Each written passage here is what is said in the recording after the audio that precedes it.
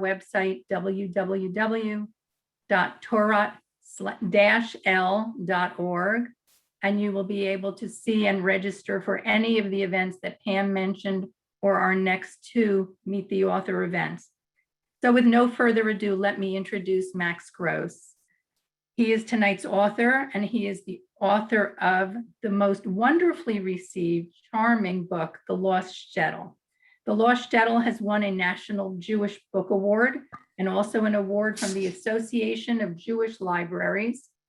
Mr. Gross grew up in Brooklyn with parents who were both writers and also went to Dartmouth College. I think you also said you went to St. Anne's School in Brooklyn. Is that right, Max? Most Jewish St. Anne's you can find, but yes, I did go to St. Anne's School in Brooklyn Heights. Okay. Max spent a year in Israel in the Arad Arts Project and currently lives in Forest Hills, Queens, with his wife Jane and his son Harry. He is the author of From Schlub to Stud, a memoir and a guidebook, and was a staff reporter for the New York Post, as well as a writer for The Forward. He is currently the editor-in-chief of the Commercial Observer. So Max, we are so looking forward to having you tell us about The Lost Shtetl. We've gotten such wonderful feedback from all of our readers. I'm going to turn it over to you and to our audience. Even while Max is speaking, if questions occur to you, please put them in the chat, okay? And we will get to them after Max is done speaking. Well, thank you so much, Allison, and thank you, Pam. Thank you, Rabbi. I'm going to do, aside from speaking, I'm going to do a little reading from the book, but before I do, I just wanted to say how excited I am to be part of this event. This has been in the works since last summer. And back then I was certain that by March, I'd be with all of you in person, c'est la vie, but I'm glad that we got some of the Canadian contingent and some of the Florida contingent. So that's wonderful. Before I start talking about the book, I did want to tell you a little bit about myself as a writer.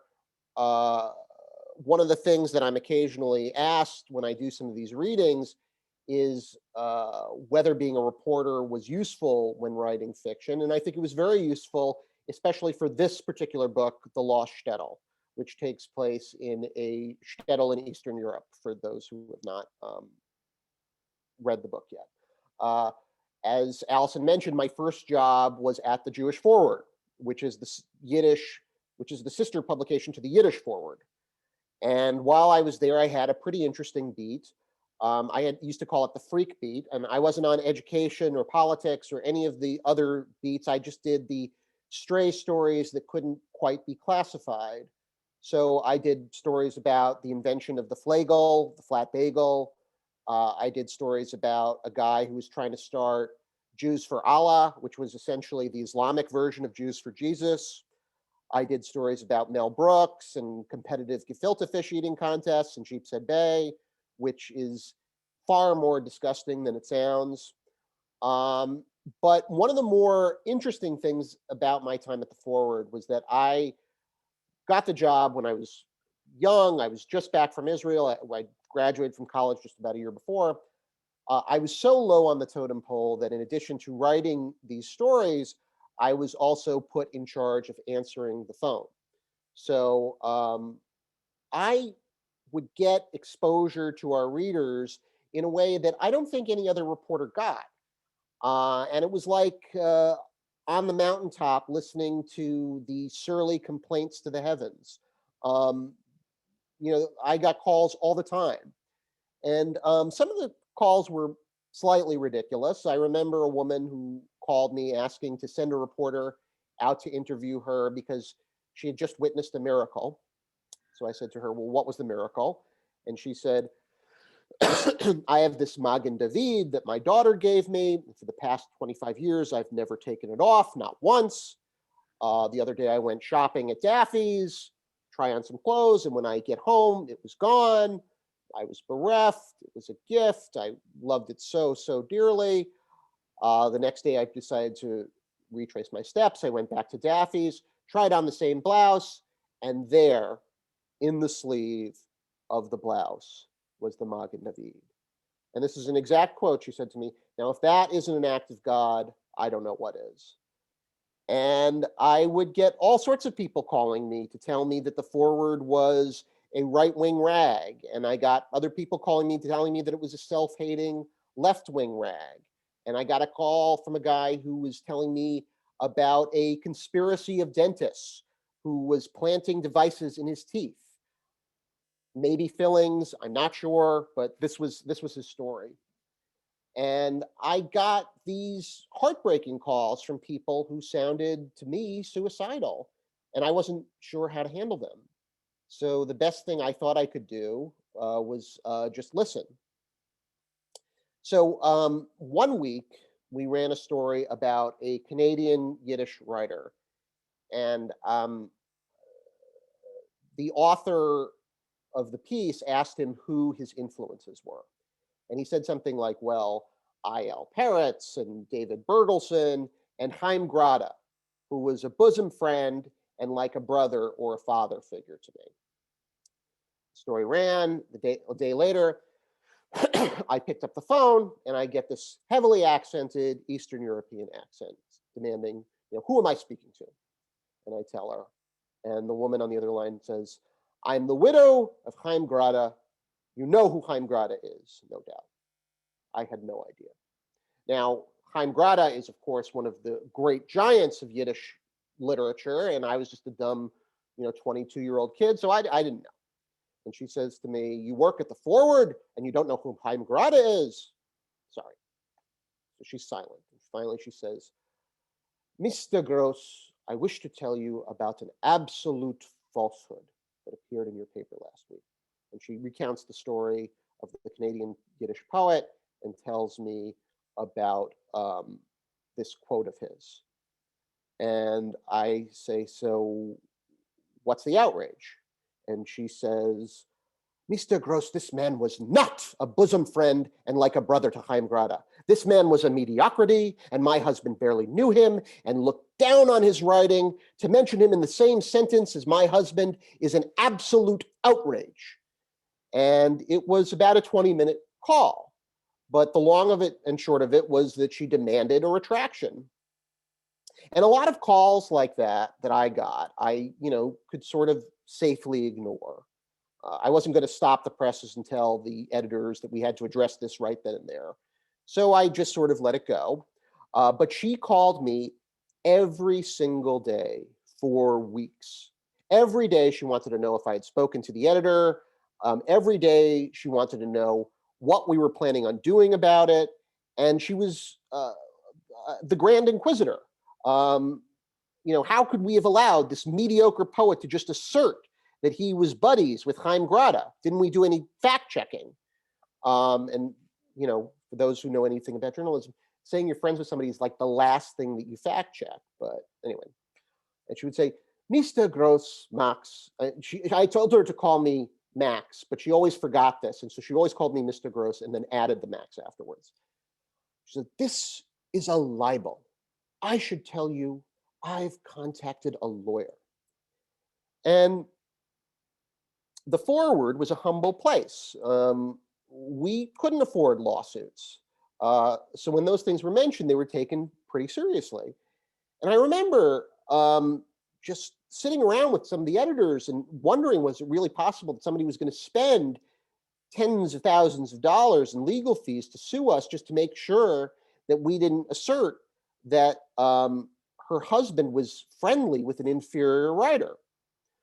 But I should also say there was a bit of a grandmotherly quality to Ina Grada.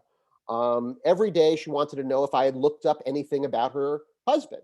And eventually I did. This was the days before Wikipedia, so I had to look him up in the Encyclopedia Judaica. And there was a terrific article about Chaim Grada, in case anybody's wondering.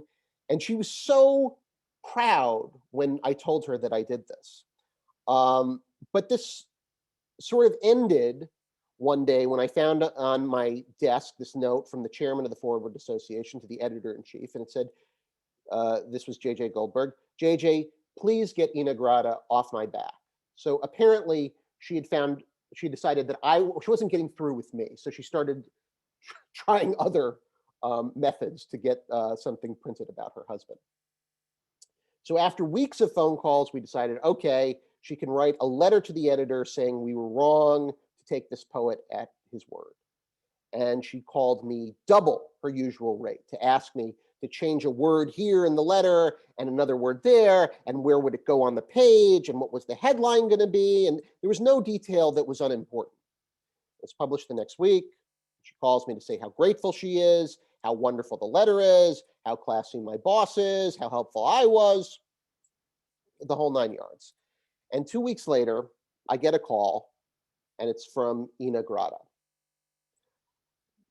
Mr. Gross, Max, I wish to tell you about an absolute outrage that appeared in your paper last week.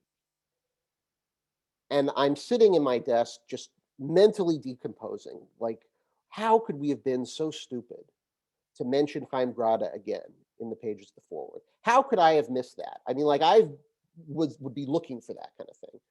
And I was just gritting my teeth at whatever idiot writer had mentioned her husband in the paper. And I start drafting a memo in my head to the entire office that before his name appears, please run it by me.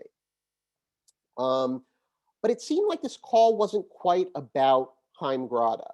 At least I was on the phone with her for about 10 minutes and his name hadn't come up. I was trying to follow what her complaint was, and I couldn't make heads or tails of it. She's speaking about it in a very convoluted way. And I would always insert these little ahas and make it sound like I was, paying strict attention, but I wasn't placating her this time. I was just really annoyed. And she finally says to me, Max, what's wrong? You're not your usual effervescent self. And I said, well, frankly, Mrs. Grada, I don't know what you're talking about. And she says, the Nobel laureate. You had a story about the Yiddish Nobel laureate. How many Yiddish Nobel laureates are there? And I think for a second, and I said, Isaac Bashevas Singer? And there's this silence on the other end of the line. And she says, I would never say that name out loud. And she proceeded to tell me for the next half hour how outrageous it was that we published a story about the great Yiddish fake, the enemy of the Jews, the blasphemous buffoon, Isaac Bashevas Singer. And maybe I'm a glutton for punishment, but that world was, I hate to say it, a little bit irresistible to me. I'm not very religious. I don't speak Yiddish, but working at the Forward was a bit of a godsend for me as a writer. It was really fascinating to see the feuds, the rivalries that were having their last gasp all those years ago.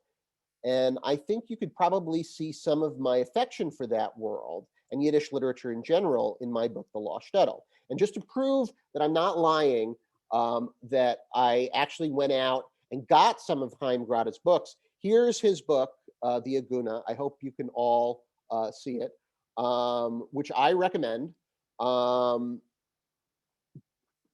There's an old joke that a man gets marooned on a desert island, and after 20 years, he's rescued. And he shows the rescue party around the island. And there's 5 buildings that he's made over his 20 years there. There's the market, the guy says to the rescue party. There's the library. That's my house, and that's the synagogue. And the guy from the rescue party says, well, what's that 5th building? And he says, oh, that's the other synagogue. You couldn't pay me to go into that one.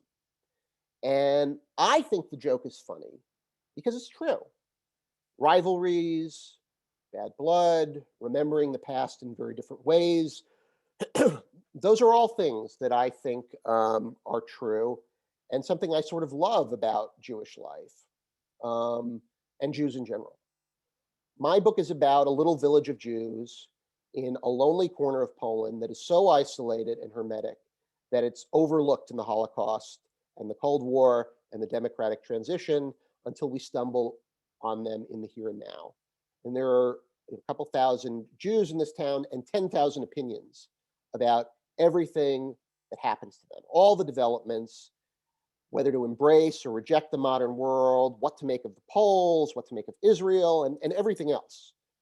And rivalries develop that are eternal, implacable, unbreakable. And a little like some of the stuff I would hear when I answered the phone at the forward. But back to the book. The novel begins with a very acrimonious divorce between Pesha Lindauer and her husband Ishmael. One of them goes missing from town, and then the other one goes missing. And the rabbis feel that they have to elevate this to the Gentiles. So they send out this mamzer, Yankel Lewinkopf, who's the hero of the story, to the nearest city. And when Yankel gets there and he starts talking about his little shtetl in the forest, not only does nobody believe him, but they stick him in a mental hospital. And eventually, they figure out that Yankel is telling the truth and decide that they have to find Kreskol, and Kreskol is the name of the town, and reintegrate it into contemporary Poland.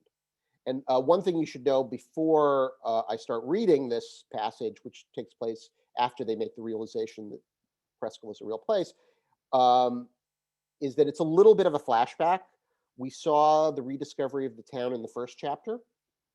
And when the villagers of Kreskol see a helicopter land in town, they think it's got to be the Messiah coming down from heaven. So hang on, let me start there. Okay. Dr. Babiak took it upon herself to make the first call to the governor and felt silly explaining to the administrator who answered the phone. There's a secret shtetl filled with Jews which survived the war, Dr. Babiak said when she was asked what the call was about. There's no danger so far as we know. They're all living just as they always did, but we thought we should tell somebody about it. The other end of the line was silent for several moments before the secretary spoke. What's a shtetl? And while the hospital spent months dithering to and fro, the wheels of government moved surprisingly rapidly. Several deputies called back, and the governor himself got on the phone a few hours later. He apparently believed that this little village had the potential to become a big media story, a modern-day Brigadoon, if you will, and everyone should be prepared. An elderly Yiddish translator was summoned from Warsaw, and several government officials descended on Our Lady of Mercy Hospital to interview the various parties involved. When they were satisfied that no hoaxes were being pulled, it was agreed that the government had a duty to visit Kreskol and welcome it to its rightful place in contemporary Polish society. The only thing left to do is actually locate Kreskol, said Raymond Sikorsky, the slight, middle-aged official the Vavida ship had sent to Our Lady of Mercy. We will take a helicopter over the forest tomorrow. The helicopter took off from the outskirts of town and landed in the center of Kreskol the next day. And Yankel, who had left town as an expendable, acceptable loss in the course of finding the truly important people, was suddenly thrust into a heretofore unimaginable position of authority and wisdom. The people of Kreskol gathered in a crowd the size of which Yankel had never seen before. They stared in stupefaction. They wept. And for the moment, Yankel was as puzzled as the Gentiles. Then he heard one of the townspeople look at the translator and cry, Moshiach. The throngs followed suit, shouting, Moshiach, Moshiach, Moshiach, over and over. For not the first time since he had left home months earlier, he realized just how simple and artless the people he had left behind were, the poor souls.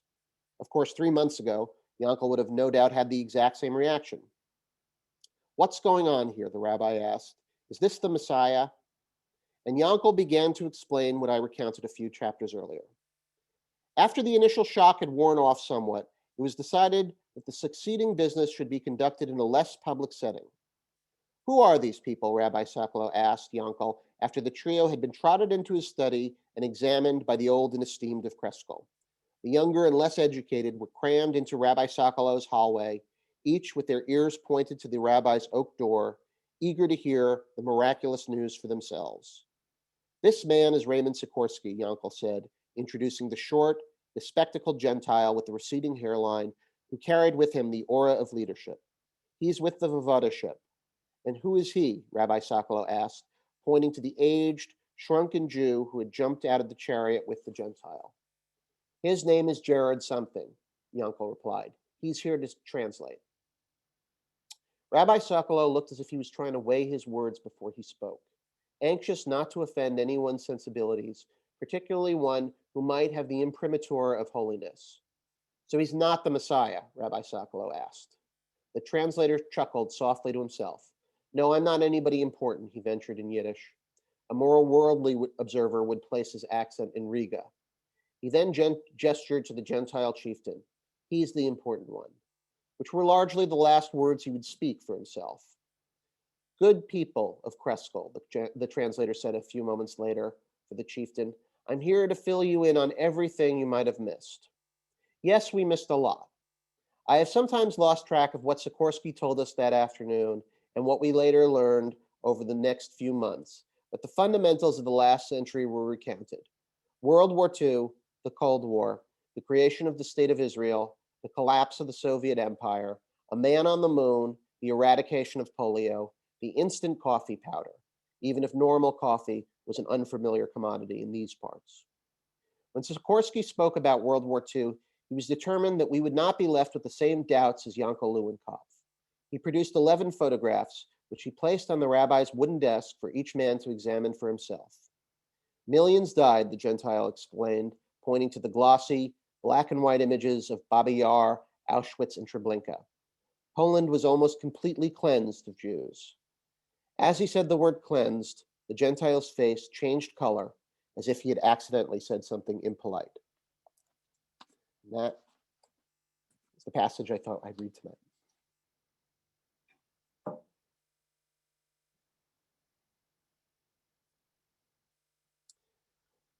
So I guess I'm turning things over for questions.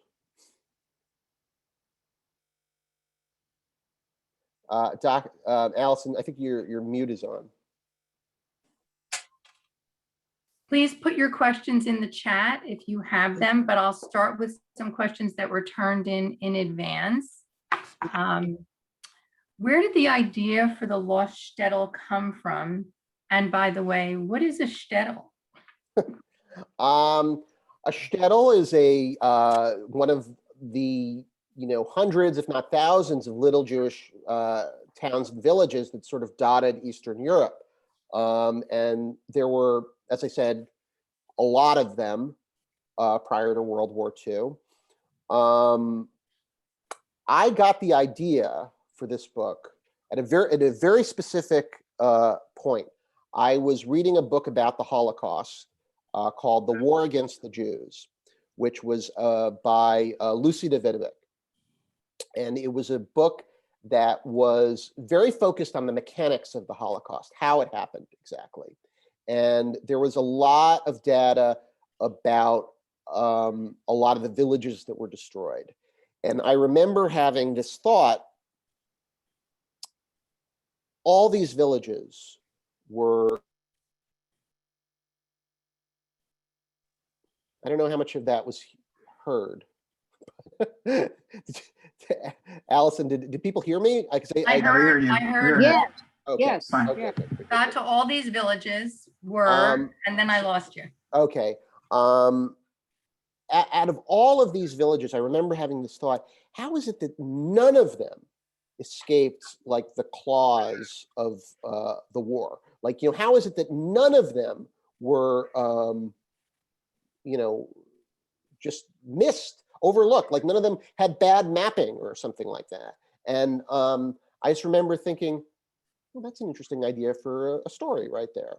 And at the time, and this, was more than a decade ago that I had that original thought, at the time I thought it was going to be something that would take place right after the war, that this would be, I thought it would be short, and I thought it would be almost like people were coming out of a bomb shelter and seeing the ruins of Europe and Poland and the rest of Europe.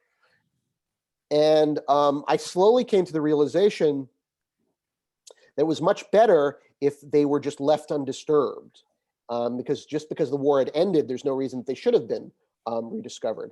And that it was much more interesting, rather than having something like, right after this huge explosion, to have something, years after, to have it happen today, and to have it happen that the rediscovery is the unfolding of the whole story and the story of the town itself. That's the vehicle that it should sort of run through. And so I started thinking about characters, and basically the plot kept getting bigger, bigger, and bigger until it became not just a story, but a short novella to a longer novella to a short novel to what it is, which I think is, like sort of a medium-sized novel.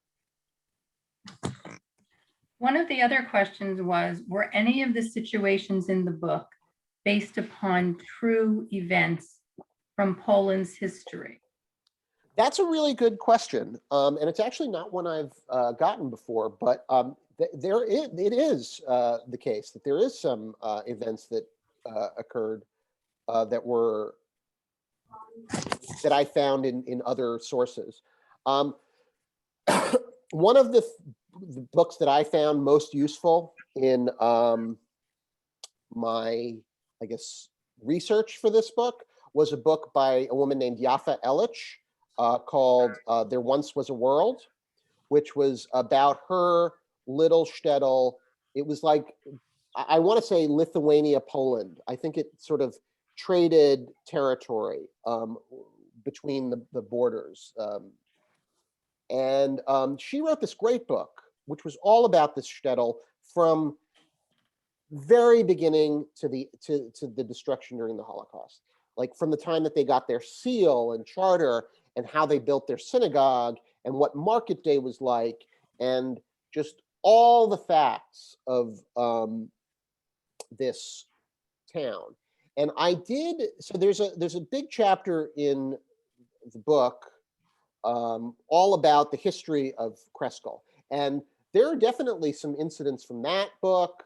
There was another book called The Jews of Poland that I definitely turned to a lot, which is somewhere back there. But anyway, I'm not going to find it. That I probably used some incidents from, rewritten, obviously, but those definitely served as inspiration. And, there were a lot of things that were part of the book that takes place during the Holocaust. I've spent a lifetime reading books about the Holocaust, so I'm sure that there were some incidents that seeped their way into the book. But yes, there were some that appeared in the book. Okay. Another question is about you and your family. Mm-hmm. Tell me about your family history. Does it run back to a shtetl like Kreskol? I do have the shtetl of Gavovo, which I have no idea if I'm pronouncing it correctly, but there is a town that my great-grandparents came from called, I think it's called Gavovo in Poland.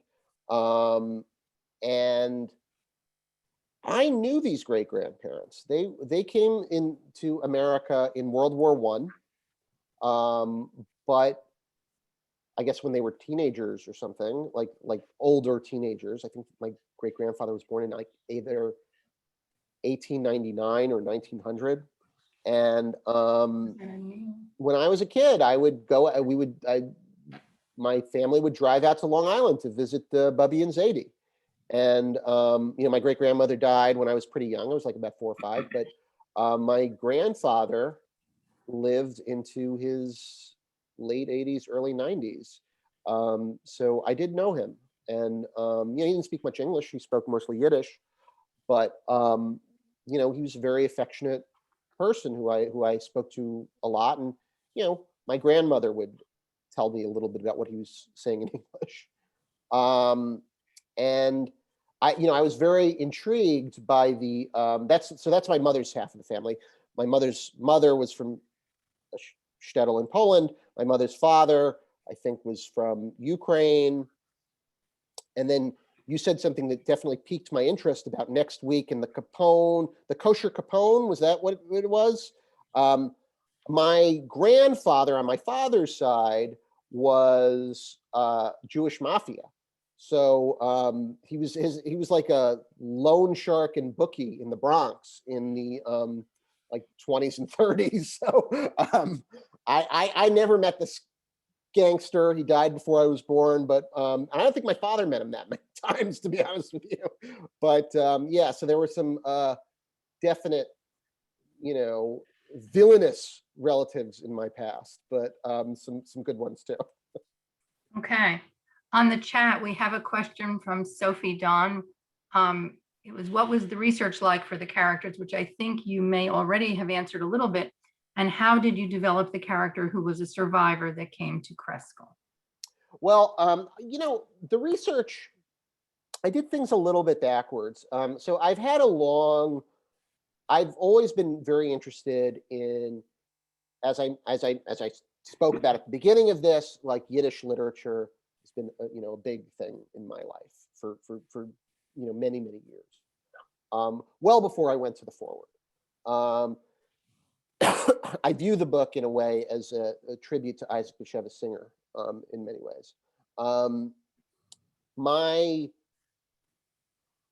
research was a little backwards. I wrote a first draft and then started fact checking myself. And I think that I could sort of get away with that because I was well versed just enough to sort of get a plot going without any, like, you know, big yawning hole in it.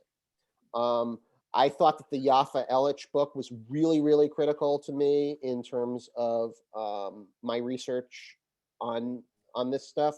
There were a couple of other books, but I actually managed to coax my editor at the New York Post into sending me to Poland.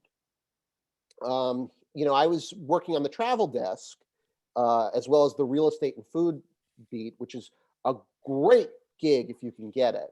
A terrible gig if you want to be a loving father to your child. So I had to like stop traveling when my son was born. But I was traveling all the time, and he said to me, "Where do you want to go?" And I was like, and I'd been working on the book. I was like, "Poland," and he was like, "Sure, go for it." So I spent some time in Poland. So there was some research in that. Some of that was also just going to some of the experts. I gave the book to a professor named Glenn Diner, who was a professor of Polish Jewish history at Sarah Lawrence.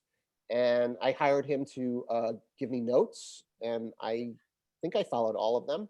I hired another professor, retired from Hunter College, named Esther Goodman, who was not born in a shtetl, but she was born in a DP camp. And her parents were from a shtetl in Poland. And she gave me a pretty close reading of the book and told me where I had gone astray. And there were one or two things that I actually didn't take her advice on. But she was a great reader on that book as well. And I have some friends who are Polish, and I have a friend who I would just send like targeted questions to every couple of like months, like, so where would you go to buy jeans in Warsaw? Like, and where would you go to, like, you know, what's the brand of deodorant that you think most people would use in Poland? And I remember I asked him one question, which was pretty funny. There's a scene, I'm not giving anything away. There's a scene that takes place in a brothel in the book. And I asked him, so what are the laws about prostitution and brothels in Poland? He said, Max, I don't know that. I don't go to brothels. Are you crazy? What's wrong with you? Okay. But so there was some definitely asking for help as well. Okay. There's a question here from Nancy Levy. Did you study Saul Gittleman? And if so, did his knowledge influence your thinking in any way? Saul Gittleman. No. Can I ask Nancy to tell me a little bit more about Saul? Nancy, if you're still with us, if you want to unmute yourself and give us a couple. Yes, Saul Gittleman wrote a book called From Shtetl to Suburbia. He's doing it from the American side, but he's professor at Tufts University here in Massachusetts. So, and that is his favorite subject. So. Oh my God! This guy and I have gotta. I think Nancy, you might have made a shut off. I might have to like look this guy up and ask him to, take me to dinner or something. I don't know. He's a nice guy. He might, Thank you, I'd Nancy. take him. I'd take him. Thank you so much, Nancy. That's great. A question or two from Neil Weitzinghorn. When reading the book, I thought of Helm, the shtetl constantly referred to in rabbinic stories. Did you model any part of Kreskol on Helm? I love the stories of Helm, the wise men thereof, and that they're often described as idiots, but they are not. They have too much logic. That's their problem. Their solutions are ideal, and the world doesn't conform to their idealism. I love the stories of Helm, and it was definitely part of my thinking and what I wanted to do. And look, I wanted the story to be kind of a Yiddish folktale. I wanted it to be told that way. The narrator, sort of like an unnamed figure, telling stories, behind the stalls, that was sort of what I was going for, the way that a Yiddish tale would be told. And Helm is totally part of that tradition. I think I tried to infuse that. One of the things that's so charming about Helm, the thing about Helm is it's a very charming So far, yeah. collection of stories, these things. They're very funny because they're very sweet. And one of the things that I always tried to do is I always tried to inject a lot of bitterness in as well. I always wanted it to be bittersweet, not too sweet. So Helm was very much in my thinking, but I definitely wanted to have my own take on it and not be strictly a Helm story, because I think that the Holocaust is such a grim thing that it really can't be too sweet. There was always that shadow that I thought had to be lurking, and I wanted it to be, Singer, by the way, has a wonderful collection of stories from Helm for children, but he always injected more carnality, more realism. All the things that Ina Grata hated about Isaac Bashevas Singer were sort of the things that I loved about him, was that these were real people who had real desire, who had real flaws and foibles, and that it was not an idealized version of the Jews. And the wise men of Helm, as foolish as they sometimes are to a certain extent sanitized. So it was always in my thinking, but it was not exactly what I wanted to reproduce, if that makes sense. Okay. We have lots more questions coming up in the chat, but let me read a question from Maddie Schulman. As I read The Lost Shtetl, I thought the tone grew darker and darker. What started out as close to a folk tale from Sholem Aleichem or Isaac Bashevas Singer as possible turned to gritty realism. Was I reading too much into the text, or was that a commentary on what is happening to the world? No, I think that you read it perfectly. I definitely started very light and wanted to end more realistic, because I always believed the story was, in its bones about clash between nostalgia and modernity. And I don't think that those things can quite coexist. And I thought that it was always headed towards a crash. And one of the things that I've always believed is that I've always believed that Jews become writers, or that there are so many Jewish writers, because we have such a great story in our in our quiver. The Jewish story has had so many ups and so many downs that you can go back and forth. You almost get whiplash going with the ups and the downs for the Jewish stories, from the ups of the creation of the state of Israel to the downs of the Holocaust. And one thing that did not end with an up was shtetl life in Poland.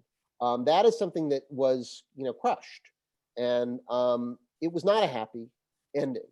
And I thought that it had to go in that direction, that was not, that it had to go towards tragedy. Now, I'm very happy with the fact that the book, I think of the book as a comedy. I think that, but I always think that comedy is, good comedies can sometimes really mask great tragedies. Okay. A question from Alan Wolf. My book club read the book and had a great discussion. We were surprised by the abrupt ending. Can you talk about that? And we've had a couple other questions similar to that, questioning the ending and what might come later. All right, so should I do this? I'll do this for this question, and then when I finish, I'll do this again, and you'll know that the question is over. So the ending, I have a confession to make when I say that the ending that I originally wrote was even bleaker and more grotesque than the ending that appeared in the. I showed the ending to my parents, and they said, it's a little dark. And I showed the editing to my agent, and he said, it's a little dark. And I was like, no, this is the right ending. It has to be a dark ending. And I showed the ending to my editor at HarperCollins, and she says, it's a little dark. And I said, okay, we could change it. It's fine. So I made it a little bit less dark than I had originally anticipated. But when I got the book back from Harper, once they'd agreed to purchase it, and I worked with my editor to get it into shape, the ending was the thing that I worked on the most, and I thought about it the most. I really tried to think about it, and it's the idea that it would vanish again, that it would return to its roots, to this, like, what it was before its rediscovery. It almost struck me as something out of like magical realism. And that actually was always what I thought of as so many of these Yiddish folk tales. They were like a Gabriel Garcia Marquez novel. They were magical realistic. They were that the town could vanish again and return to its anonymity. And I thought that was a very fitting thing, because the town had vanished. It didn't have a place in the modern world. I thought that actually worked. And in terms of Pesha and Yankel, I mean, look, there was a, Kurt Vonnegut once said that if you really love a character, you have to test them. Yeah, and you have to see what they're really made of. And I really did test these characters. Like I was cruel to Yankel. I was cruel to Pesha because I love them. But I thought that a happy ending I didn't think that they could quite have a happy ending, because I thought that was not a story that would stay with anybody. And there has been talk about sequels, and I'll tell you a funny story. Allison, was this what we were talking about before everybody got on the call? I did have we're trying to sell it as a movie, that's what everybody does. And I was talking to some producers who were interested in buying it, and they said to me, this will be a great movie. This will be a great movie. And I said to them, what about a Netflix kind of thing? Like, what about that? Like, because I thought that the chapters were very episodic, that there's each chapter had sort of a story and an arc to it. And I thought that actually could work as a Netflix series. And they were like, no, Netflix, all those streaming services, they're really only interested if there's a future. That, a book, it's got an end. It won't, they want to have season 2. They want to have season 3. And I was like, well, season 2 is looking for Pesha. It's trying to, get that season 2 right there. The built-in sequel. What are you talking about? And, but that didn't work out. Anyway, so yes, that's Okay. All right, now back, I'm signaling. Okay, so. Okay. We have a question from Sophie. Have you had any reactions of note from survivors or second gen? I am a third generation and I did love the book. I'm so happy to hear that. I've had some people who have read it who have been the children of Holocaust survivors, but I have not yet heard from a Holocaust survivor, and I would really, really relish the chance to talk to somebody. But so far, I have not heard back from anybody. But if you know anybody, it's something I would really relish the chance to talk to them about. Okay. This kind of is related to what you were talking about before about the ending. I thought the bringing together of the three major characters followed the normal author practice of tying everything together in the last 20 to 30 pages. Did you ever give any consideration to a more drawn out conclusion? That's an interesting question. As I said, the ending was something that I worked on quite a bit. I probably did have a little bit more of a drawn out conclusion that I wound up paring down. I think that's like an important thing that for people to do, for writers to do, is to not allow themselves to go completely berserk and say every last thought that is on their mind. that they spare the reader. And look, I've gotten notes from people who have said they thought the book was too long, and people who thought it was just the right length. I don't know, but I wanted to try to tie everything up as much as possible. And here's like an ending spoiler, so you might turn off for 1 second.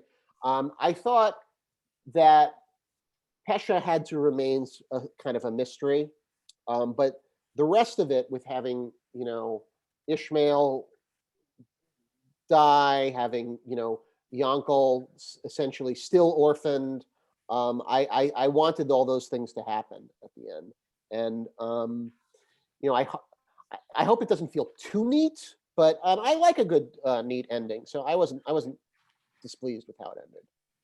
Okay, now back. Some questions for you about your writing. This is your first foray as a novelist. What was the transition like for you from nonfiction to fiction? Well, I will admit that I always wanted to be a novelist. I've always written. When I graduated from college, I went to Israel for a year to be as part of the Arad Arts Project, and I was working on a novel while I was there, which mercifully never got published because it wasn't very good. I wrote a novella about an Orthodox Jewish vampire who is a neurotic Orthodox Jewish vampire because blood is verboten and he has to get dispensation from his rabbi, which was also mercifully not done anything with because it was not that good. But I think that that's an important thing for a writer. I think that trial and error is important. I spent a long, long time on this book and was pleased with the final result. It took a while to get there, but I always wanted to work on fiction. While I was working on the book, I met my wife, I had a child, I switched jobs, there were a lot of swirling things that happened, but I also believe that as a writer, it's better to, do something that you're fully pleased with and take a really long time than to do, 3 or 4 things that you're half pleased with. Okay. Can you tell us a little bit about your writing process? You plot the whole thing out in advance? You do a chapter. We had one author who came to us and who described how she wrote each chapter separately and then put them all out on the dining room table and then decided what order they should be in. So apparently, I always thought writers wrote linearly, but maybe they don't.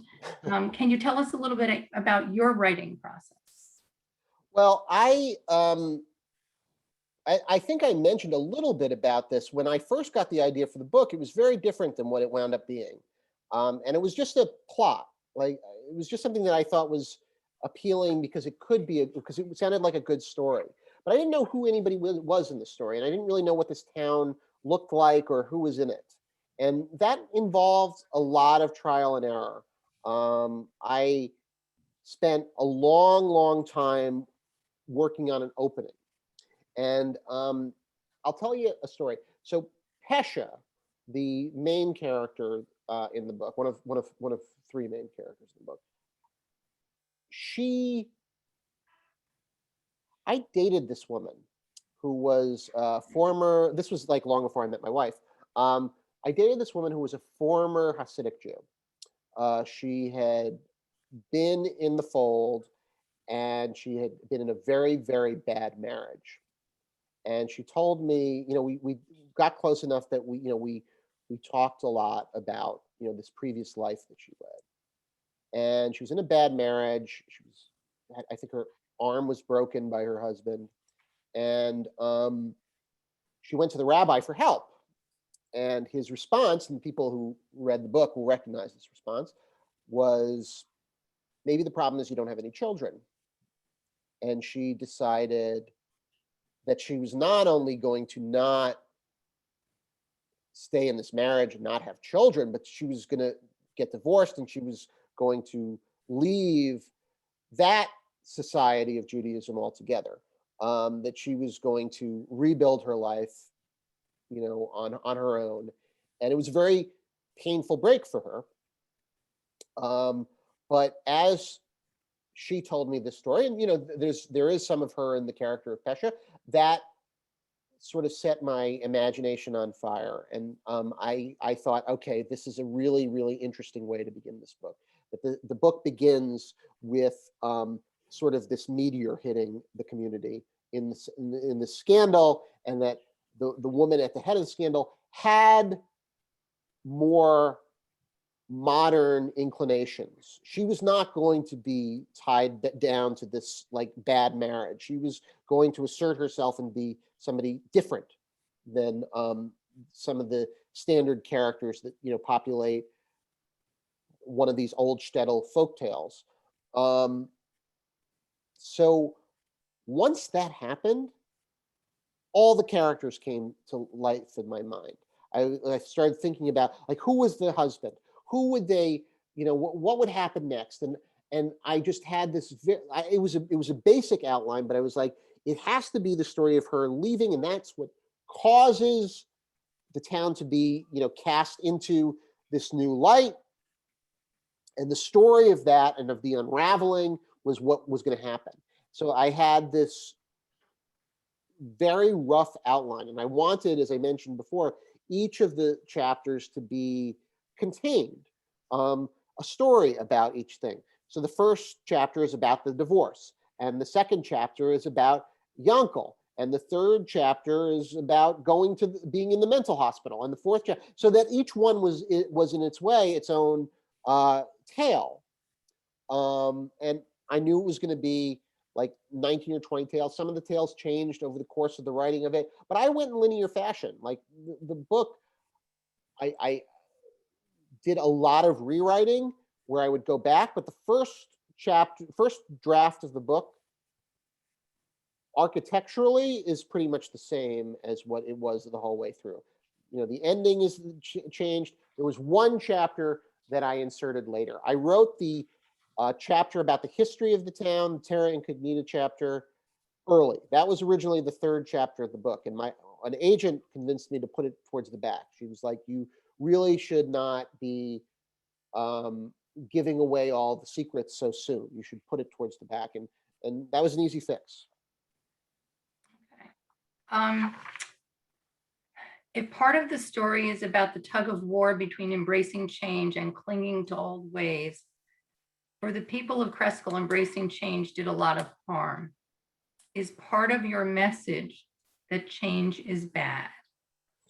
Well, I always believe that a novel should be about the story, and that messages are murky things. But I always think that everybody's view in a book, it's almost like a method actor. Like the actors that you speak to, they'll never play a villain, twirling their mustache and, cackling maniacally. For any performance to be real, you have to take the ideas seriously, the ideas of your characters. And I think the same is exactly true for a writer. And, I understand the pull of nostalgia. I think that nostalgia is a very attractive thing.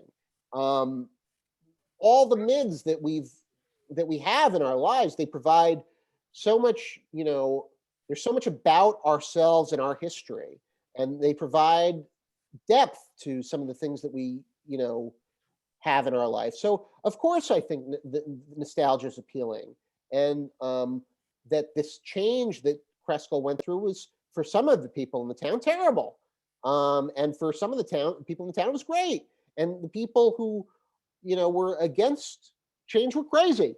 I think that both views, they're irreconcilable, and they're both reasonable.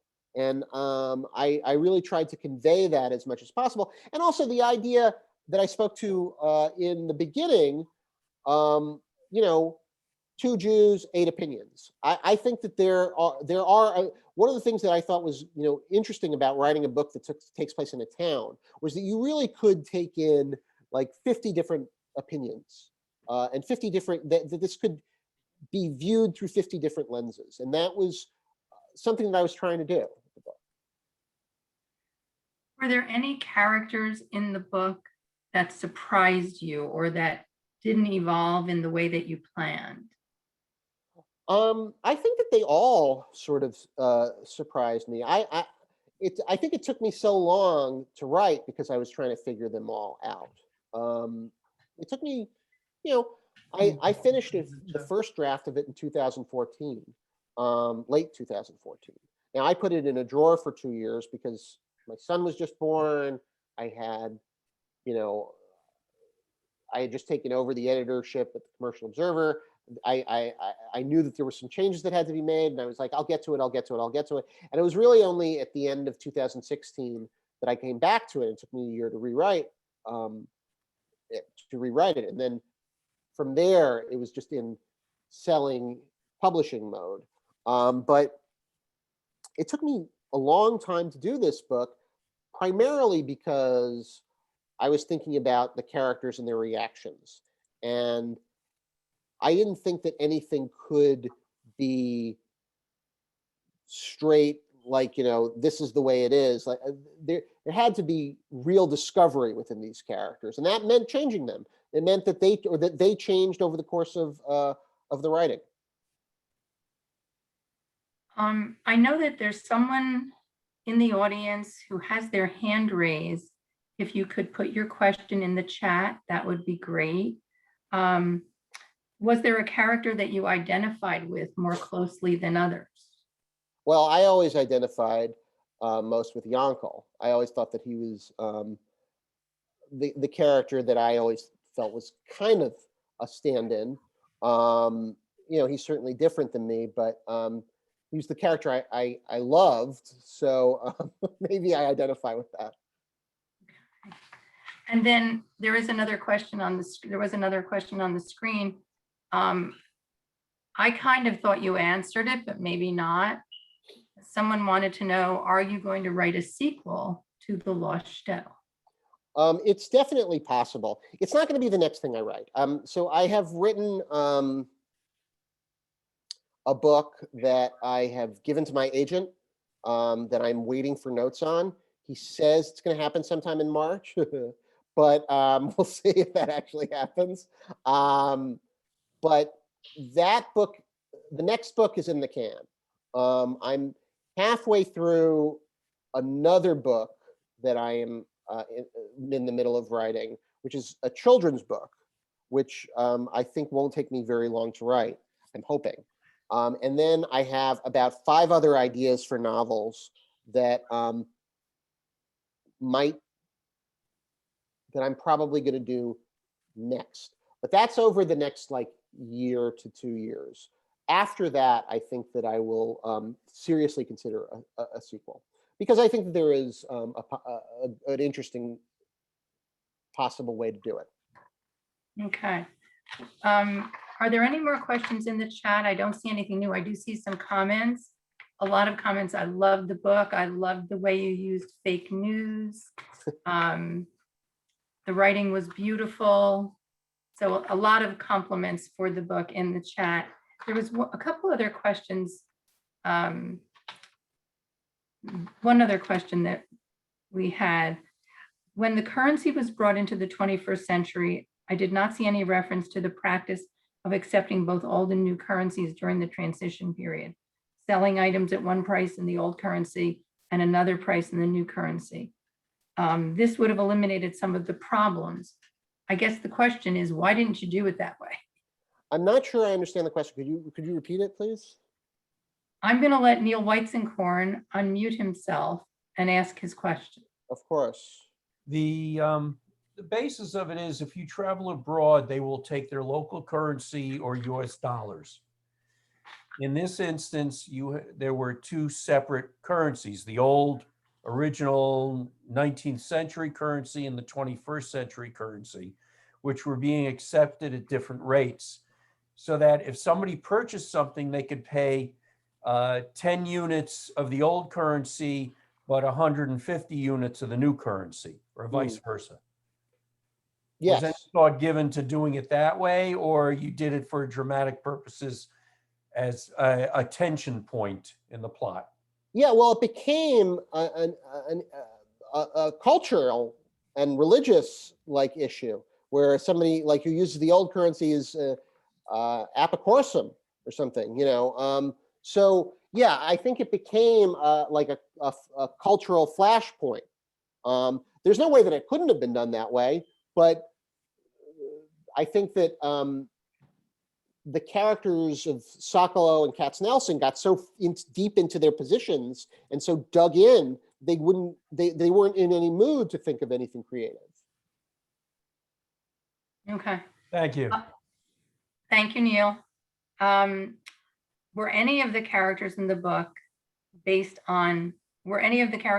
caricatures of people you know or famous people? Well, I think that there were a lot of people who sort of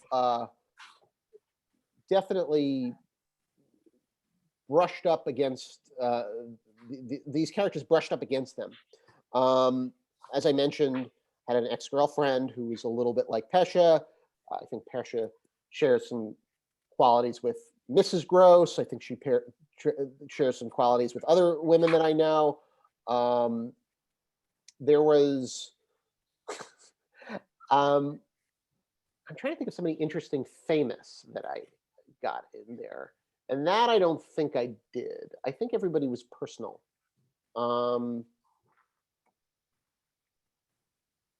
I mean, look, there were a lot of characters in Poland, who, like in the Polish government, who are, extremely anti-Kreskol, who I think have some basis in some of the characters who are currently in the Polish government, but I'd have to look up the names. I was reading about that.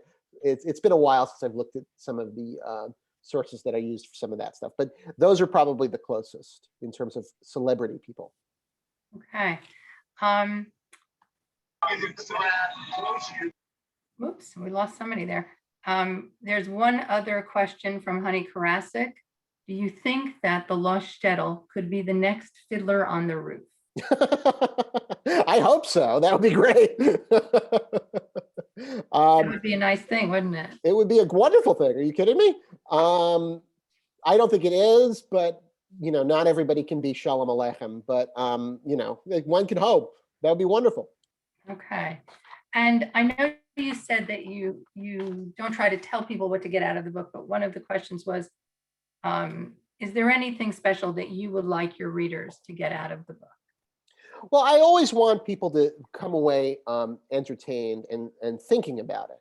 I posed a lot of questions. I'm not saying that there was nothing in the book that was not relevant to what we're thinking about now, from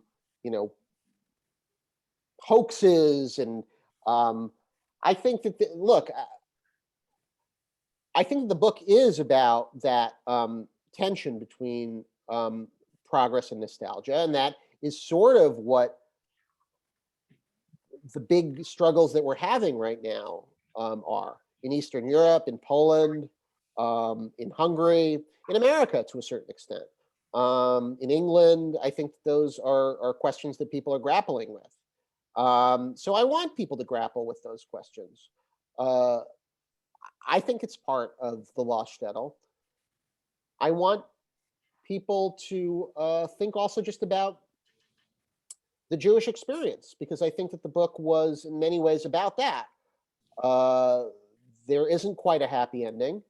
There isn't quite justice, and spoiler, for the next 10 seconds, Yankel is left to wander, like we all are as Jews. Spoilers over. So I wanted people to think about the Jewish experience in the last, few decades. I think it's been a tumultuous one. Thank you, Max. For all of you who are still with us, we do have, since we're not together in person, we do have book plates that are available that we can send to Max to sign, and he can send them back to us, and we will get them to you. So if you are interested, if you have a hardcover, a physical copy of the book as opposed to an electronic copy, and you would like a book plate, please send an email to the following address: S as in Sam, G as in good, Epstein, EPSTEIN @yahoo.com. Sandy Epstein has volunteered to take care of that. And then we will have book plates sent to Max to sign. He will be able to send them back to us. Please include in your email an address so that we can mail your book plate to you. Okay, so an email, I want a book plate, your name and your address, and we will make sure that we make that happen in the next few weeks. I'd like to thank all of you for being with us tonight. Thank you so much, Max, for a wonderful evening and for a wonderful book. Thank you again. Thank you so much, Allison. It was a pleasure to talk to all of you. Thank you for hosting on Women's League, on the Women's